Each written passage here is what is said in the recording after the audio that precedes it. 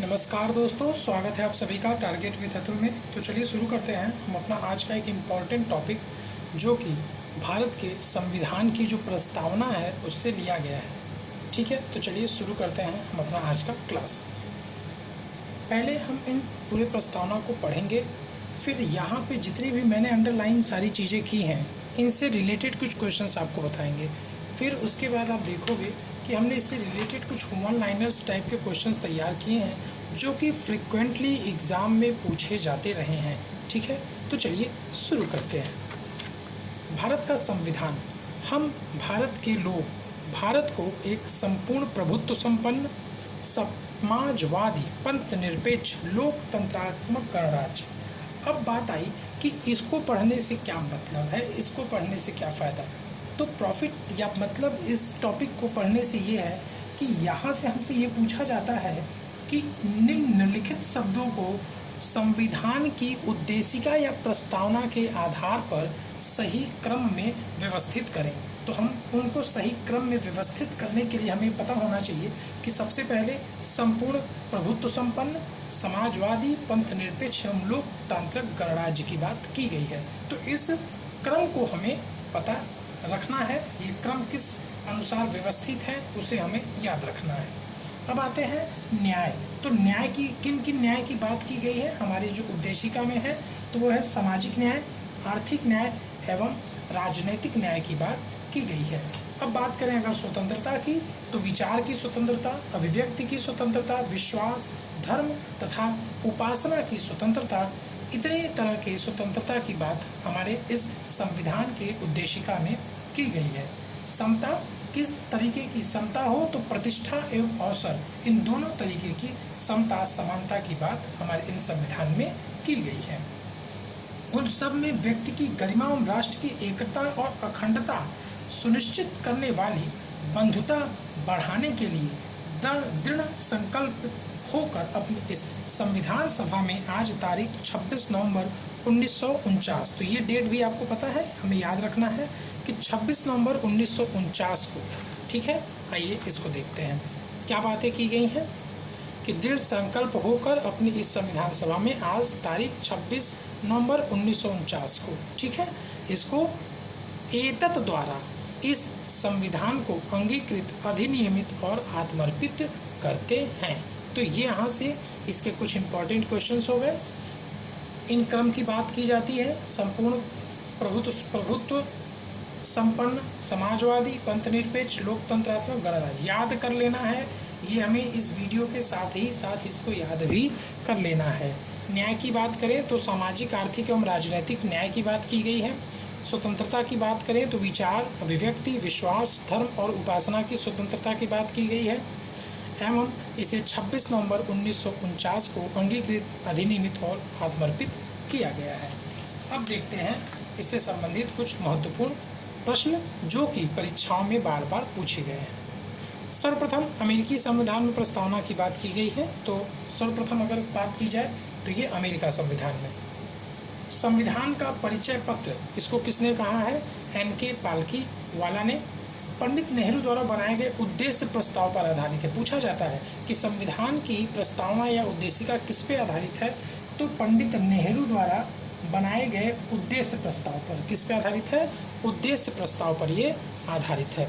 अब बात करेंगे कि इसमें संशोधन हुआ है या नहीं, तो यस, इसमें संशोधन एक बार हुआ है, वो भी 42वें संविधान संशोधन 1976 द्वारा। तो अगर पूछा जाए कि कब किया गया, तो 1976 में 42वें संविधान संशोधन द्वारा केवल एक बार ही संशोधन किया गया है और उसमें 3 शब्द जोड़े गए थे, समाजवादी, धर्मनिरपेक्ष एवं अखंडता।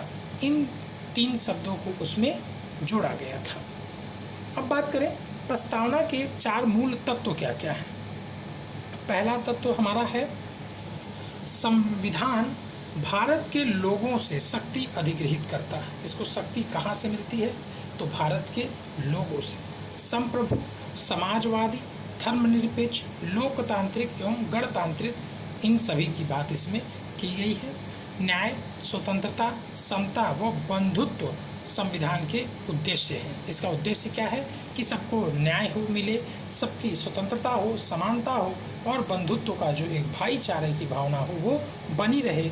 और इसके बाद ये 26 नवंबर 1949 को लागू किया गया। हालांकि इसको जब हम गणतंत्र दिवस के रूप में जब मनाते हैं उसके कुछ ही दिन बाद हमने देखा होगा 26 जनवरी 1950 को।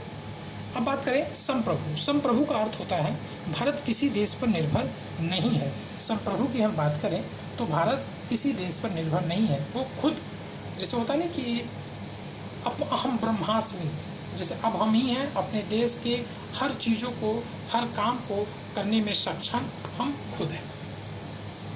अब बात करें समाजवादी, तो लोकतांत्रिक समाजवाद है। कैसा समाजवाद है? लोकतांत्रिक समाजवाद है।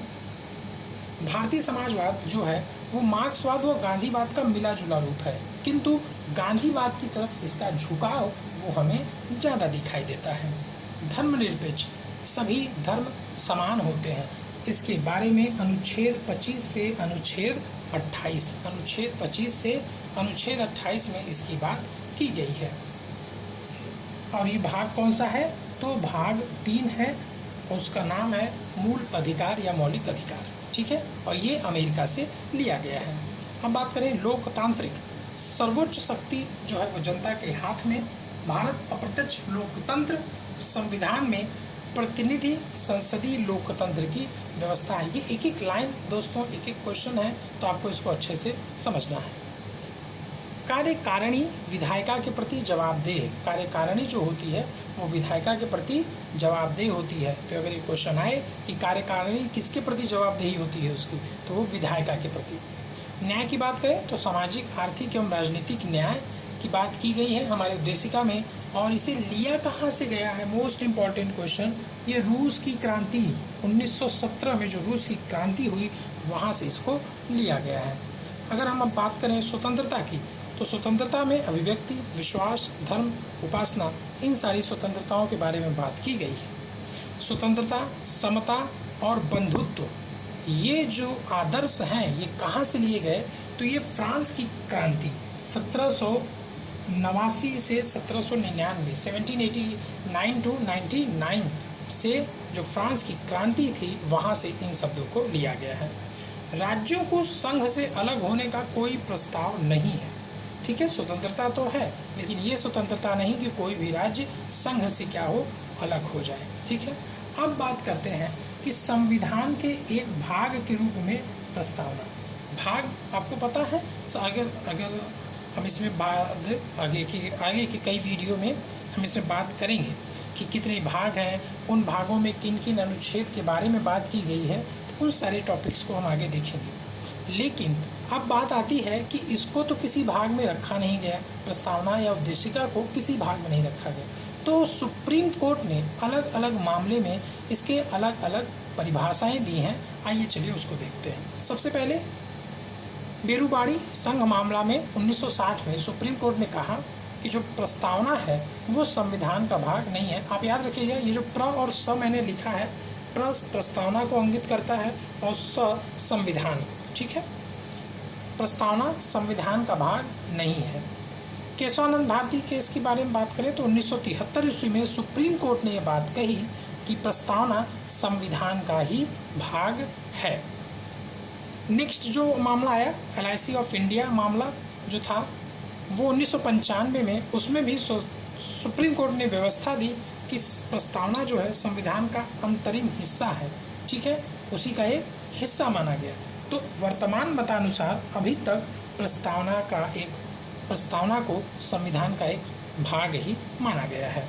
यह गैर न्यायिक है एवं प्रस्तावना न तो विधायिका की शक्ति का स्रोत है और न ही शक्तियों पर प्रतिबंध लगाने वाला। ठीक है, न तो स्रोत है और न ही शक्तियों पर प्रतिबंध लगाने वाला। अब बात कर लें संविधान संशोधन की, तो अनुच्छेद 368 में इसकी बात की गई है। भारत संयुक्त राष्ट्र संघ का सदस्य, भारत जो है वो संयुक्त राष्ट्र का जो सदस्य बना है वो बना है 1945 में। कब बना है? 1945 में। आई होप आपको वीडियो पसंद आए होंगे, तो प्लीज़ वीडियो को लाइक करें, शेयर करें, चैनल को सब्सक्राइब करें। ऐसे ही कुछ इंपॉर्टेंट वीडियोस हम आपके लिए लाते रहेंगे जो कि आपके इन पीसीएस एग्ज़ाम्स में एक मील का पत्थर साबित होगा। आप यहाँ से क्वेश्चंस करके जाएंगे तो आपके क्वेश्चंस बाहर नहीं जाने वाले हैं। Thank you.